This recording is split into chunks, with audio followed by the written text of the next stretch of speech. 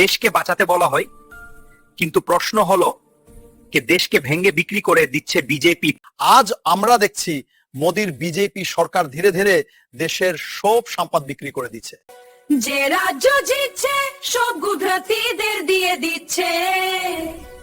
বাঁচবে বাংলা, বাঁচবে বাংলার সম্পদ। সেই এয়ারপোর্ট বিক্রি হচ্ছে, হোটেল, গ্যাস, ইলেকট্রিসিটি সব বড় বড় কোম্পানি আদানি আম্বানির হাতে তুলে দেওয়া হচ্ছে। এইটা ডাকতেই এইটা কি উন্নয়ন নাকি দেশের ভবিষ্যৎকে বন্ধক রাখা? যখন প্রশ্ন ওঠে চাকরি কোথায়, দাম কেন বেড়ে যাচ্ছে, কৃষক কেন ভোগছে,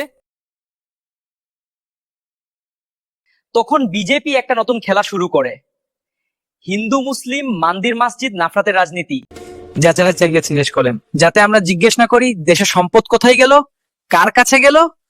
ননিষ্ঠাদের সৌরভে বিজেপি চাই আমরা লড়তে থাকি একজন আরেকজনের সাথে হবি দেওয়া দেয়, আর তারা পিছন থেকে দেশের জমি, জল, জঙ্গল, খনি সব বিক্রি করে দেয়। দেশ কারোর ব্যবসা নয়, দেশ কারোর পার্সোনাল প্রপার্টি নয়।